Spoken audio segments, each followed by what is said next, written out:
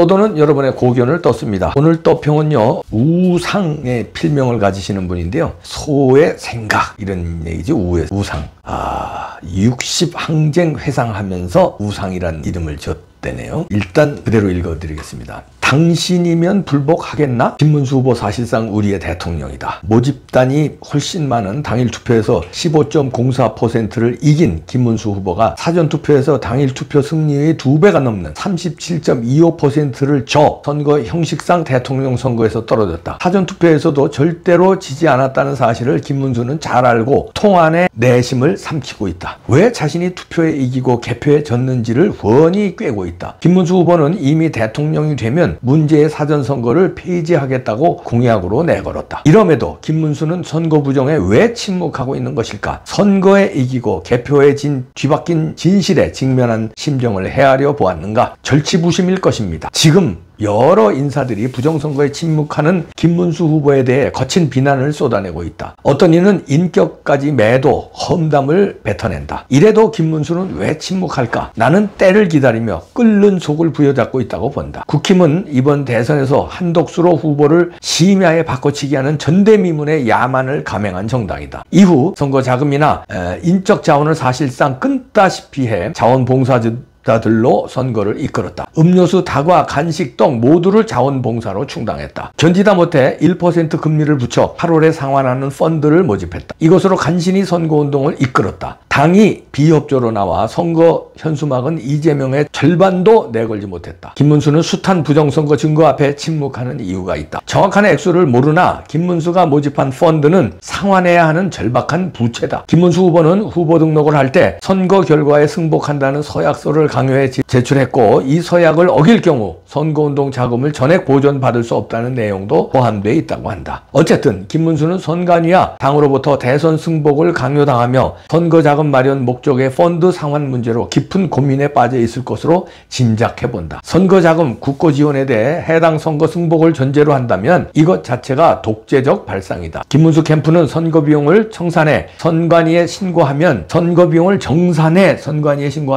선관위가 법적 비용을 청산할 것입니다. 이제까지는 선거 부정에 침묵할 상당한 사정이 평가돼야 할 것입니다. 김문수 선거 캠프에는 시작부터 선거운동이 끝나는 날까지 하루에도 크고 작은 수십의 단체들이 와 지지선언을 하는 눈물겨운 감격을 연출했습니다. 이런 지지 역대 어느 선거에서도 본 일이 없습니다. 왜일까요? 나라가 범죄자, 독재자, 정신병자에게 넘어가서는 안 된다는 절박함이 이번처럼 치열했던 적은 없었습니다. 김문수님은 지금 불루를 삼키며 나라의 현실에 고뇌의 시간을 보내고 있을 것입니다. 그가 독재한 거에 목숨을 거는 모습을 곧 보게 될 것입니다. 국민이 지키지 않는 나라는 반드시 망합니다. 나서야 지킬 수 있습니다. 자, 이렇게 우상이란 필명을 가지신 분이 쓰셨는데요. 이대로 됐으면 좋겠네요. 김문수 후보는 결국은 부정선거의 한거에서 나선다, 투쟁한다. 근데 지금 안 나서는 거는 이제 펀드를 모집했거든요. 저도 그 펀드에 돈을 냈지만 펀드를 갚아야 되는 거 아니에요. 이제 부채니까. 그러면 국가로부터 선거비 보존을 받고 그거 받은 걸로 이제 그 펀드 낸 사람들을 갚아야 되는데, 선거비 보존을 못 받으면 펀드를 못 갚으면 자기를 지지한 사람들에게 엄청난 피해를 안긴다. 이 생각에 지금은 침묵하고 있다는 식으로 이 우상님이 쓰셨는데요. 이것도 상당한 일리가 있어 보입니다. 일리 있는 분석이죠. 왜냐하면 김문수 후보는 저도 겪어봤습니다만 상당히 의리가 있고 신의를 저버리지 않는 성격이에요. 그러니까 자기를 지지한 사람이 말로만 지지한 게 아니라 돈을, 펀드를 했는데 그거를 안 갚을 수가 없는데, 재산이 예를 들어서 많은 사람, 안철수처럼 많은 사람이면 자기 사재라도 털어서 갚을 사람이에요, 김문수는. 근데 아시다시피 김문수는 재산이 없습니다. 자기 재산을 털어봐야 그거 택도 없어요. 갚지도 못해. 그러면 결국은 선거비 보존을 받아야 갚을 수 있는데 그때까지는 참는다, 이런 얘기. 그리고 선거비 보존을 받아서 펀드를 해결한 다음에 그 다음에 투쟁에 나설 것이다. 이렇게 우상님은 알아봤네요. 그러니까 김문수 후보가 왜 승복하냐고 비판하는 사람들 조금 자제해달라, 이런 뜻이 있는 것 같습니다. 상당한 일리가 있는 얘기인데요.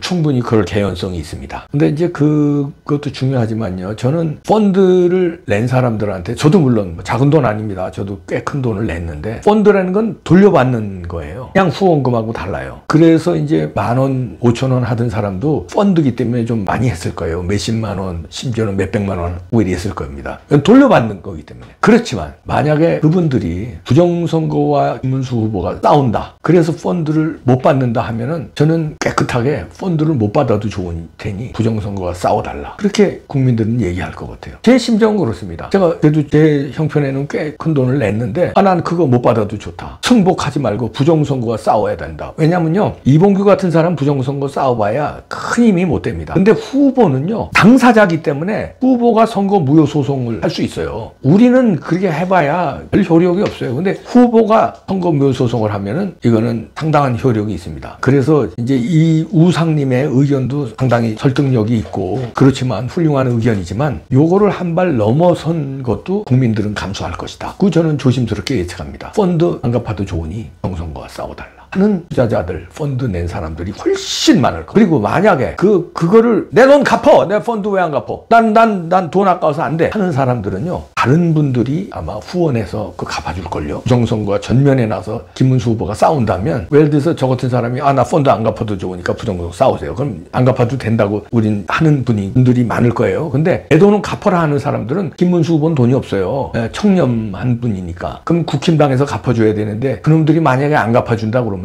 모금하면요, 그거 금방 갚습니다. 의의가 중요한 거죠. 돈이 중요한 게 아니에요. 대의가 중요한 겁니다. 그래서 저는 이제 한 발짝 더 나아가는데, 그렇다고 우상님의 의견을 존중 안 하는 거 아닙니다. 우상님의 의견 존중하기 때문에 아주 훌륭한 의견이기 때문에 제가 오늘 떠평에서 소개하는 거고, 그러나 이제 제 의견은 한번 덧붙이면 그렇다는 얘기지, 우상님의 의견이 지금 쓴 의견이 틀렸다는 거 아닙니다. 100% 옳은 의견이에요.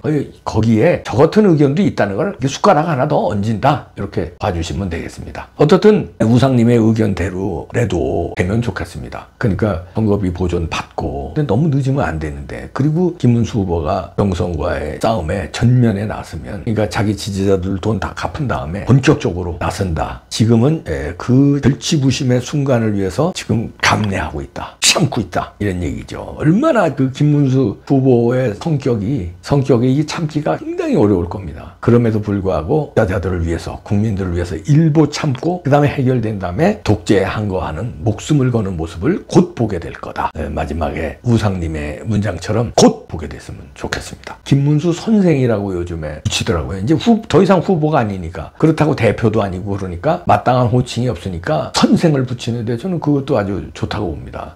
우리 우파도 선생자 붙여야지. 왜 저 좌파들만 임대중 선생, 선상님 그래. 우리 우파들도 김문수 선생 붙여야지. 그럼 김문수 선생님 불의에 항거해 주십시오. 지금까지 일생을 불의에 항거하면서 살았잖아요. 근데 지금 최대의 불의하고 마주치고 있어요. 부정선거 이상 불의가 어디 있습니까? 이거하고는 안 싸우시면 지금까지의 인생이 송두리째 허상이 됩니다. 진짜 불의에 맞서 싸우지 않고 지금까지 많은 불의에 싸웠어도 그게 도로하면 답을 돼요. 이제 진짜 진짜 불의, 부정, 비상식, 이거와 싸우는 모습을 보고 싶습니다. 왜냐하면 다른 사람 싸워봐야 폭발력이 없는데 김문수가 앞장서 싸우면 상당한 폭발력이 있습니다. 그렇기 때문에 우리가 기대하는 거고요. 법적으로도 폭발력이 있고요. 국민들한테 주는 메시지, 국민들한테 주는 희망, 여러 가지 면에서 상당한 폭발력이 있습니다. 다른 게 아니잖아요. 그냥 뭐 정권을 탈취하기 위해서 싸우자는 게 아니라 부정선거 밝혀달라고 싸우는 건데, 아니 이거는 당연히 해야 되는 거예요. 그 지난번 올림픽에서요, 태권도에서 여자 감독인데 이제 심판에 그 약간 부당한 판정이 있었어요. 그러니까 용감하게 나서서 항의하더라고요. 근데 너무 그 경기장 안에서 과하게 항의하면 불이익을 당한다고 그래요. 퇴장도 당하고 여러 가지 선수한테도 불이익을 주는데 그렇게 나서서 뒤집더라고요. 그래서 그 코치인지 감독인지가 굉장히 국민들한테 박수를 받았는데, 부당한 판정에는 항의를 해야 돼요. 그리고 뒤집어야 돼요. 왜? 태극마크를 달았기 때문에. 일개 개인의 선수가 아니기 때문에. 하물며 올림픽에 나간 국가대표 선수와 코치도 부당한 판정에 대해서 싸워서 바꿔야 되는 게 의무고, 그게 스포츠맨십인데, 이거는 국가대표 선수 정도가 아니라 대한민국의 국가 원수가 되는 그 선거에서 부정선거를 당했다, 반칙을 당했다. 근데 가만히 있는다? 그러면 이거는 국민에 대한 배신이 되는 거예요. 국가에 대한 배신이 되는 거고요. 지금은 이제 항거하기 위해서, 부정선거에 항거하기 위해서, 이보 전진을 위해서 일보 후퇴하고 참고 있다. 우상님이 이렇게 진단해 주셨는데 이 진단을 믿어보겠습니다. 곧 이분의 분석대로 독재한 거에 목숨 거는 김문수 선생의 모습을 곧 보게 될 것이다. 기다립니다. 김문수 화이팅! 김문수 선생 화이팅!